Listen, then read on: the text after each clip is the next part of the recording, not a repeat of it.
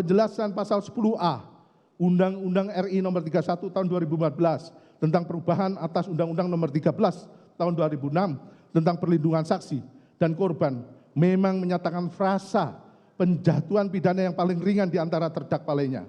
Namun demikian, pasal AKUO belum mengakomodir keadaan di mana saksi pelaku yang bekerja sama juga sebagai pelaku material, terdakwa Richard Eliezer Budiang Lumiu, yang mempunyai peran lebih dominan dibandingkan dengan peran para terdakwa lainnya, kecuali saksi Freddy Sambo pelaku utama.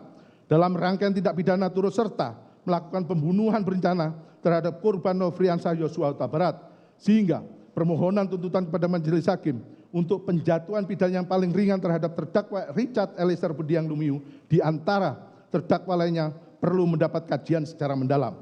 2. Bahwa kondisi ini menimbulkan dilema juridis karena di satu sisi terdakwa Richard Eliezer Budiang Lumiu dikategorikan sebagai seorang saksi atau pelaku yang bekerja sama yang dengan keberanian dan kejujurannya telah berkontribusi membongkar kejahatan yang direncanakan untuk membunuh korban Nofriansah Yosua Huta Barat dan juga membongkar skenario pengkelabuan yang dibuat oleh pelaku utama yaitu saksi Ferdi Sambo. Namun di sisi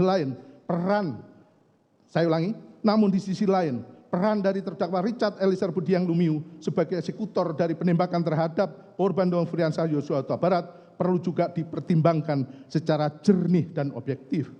3. Bahwa dalam tuntutannya terhadap terdakwa Richard Eliezer Budiang Lumiu, tim penuntut umum telah bersandar pada asas dominus litis.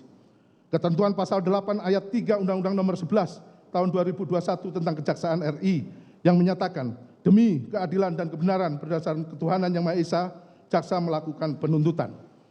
Ketentuan pasal 8 ayat 4 Undang-Undang nomor 11 tahun 2021 tentang Kejaksaan Republik Indonesia yang menyatakan dalam melaksanakan tugas dan wewenangnya, jaksa senantiasa bertindak berdasarkan hukum dan hati nurani dengan mengindahkan norma keagamaan, kesopanan, kesusilaan, serta wajib menggali dan menjunjung tinggi nilai kemanusiaan yang hidup dalam masyarakat, serta senantiasa menjaga kehormatan dan martabat profesinya.